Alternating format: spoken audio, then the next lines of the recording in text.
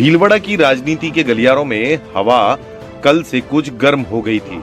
पूर्व विधायक अवस्थी ने वर्तमान विधायक अशोक कोठारी के ऊपर आरोप लगाए कि अशोक जी कोठारी भू माफियाओं के पक्ष में हैं।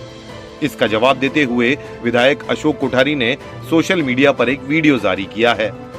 सांगनेर की जमीन विधायक अशोक कोठारी की वर्षों पहले खरीदी गई पैतृक संपत्ति में से है और वो भी E2 योजना से 4 किलोमीटर दूर।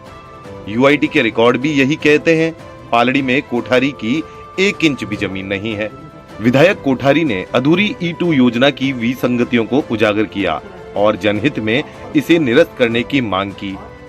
500 से ज्यादा किसानों की आपत्ति के बाद सरकार ने योजना को निरस्त किया।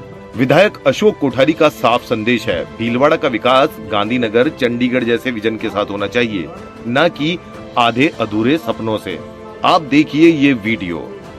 E2 का जो प्लान अभी आया था UIT के द्वारा, उस प्लान को देखकर लगता है उस प्लान में किसान भाई का भी ध्यान नहीं रखा गया और वहां पर कृषि उपज मंडी से लेकर जितना भी भीलवाड़ा के डेवलपमेंट के लिए पहले योजना में थे उन सबका ध्यान बिल्कुल नहीं रखा गया।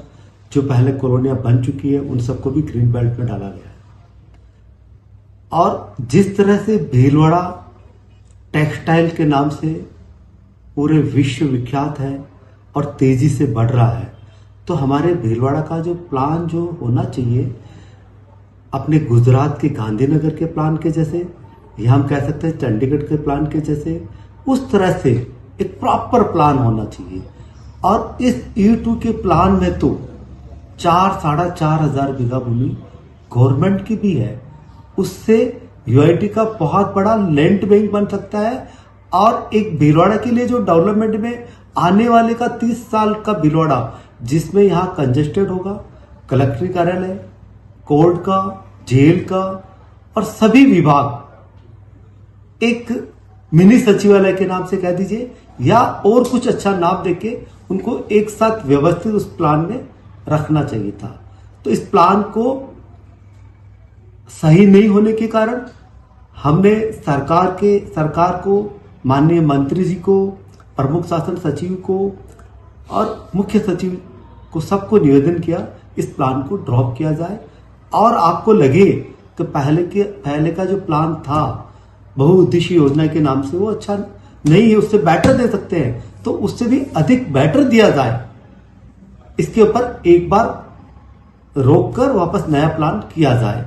साथ में आपने बताया पूर्व विधायक जी ने जो आरोप लगाए, उन्होंने कहा भी हमारी पालड़ी में 100 बीघा ST की भूमि है, तो हमारी पालड़ी में 1 फीट भी भूमि नहीं है।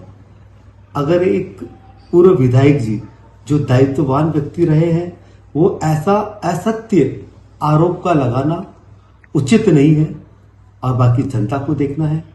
और सेकंड उन्होंने कहा ST के लिए भी हमने कहा विधानसभा में, तो हमने जो कहा उन्होंने पूरा समझा नहीं है। हमने कहा था ST के भाई सीधे होते हैं और उनको कभी पैसे की आवश्यकता होती है तो उनकी भूमि बहुत ही कम मूल्य पर बिकती है।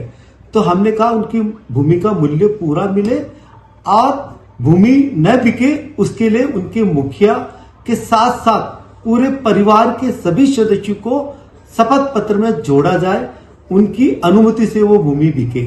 अगर उनको उचित लगेगा तो बेचे और पूरे मूल्य के साथ बिके। यही हमारा कहना था कि भीलवाड़ा का एक व्यवस्थित प्लान हो। धन्यवाद। जय हिंद, जय भारत।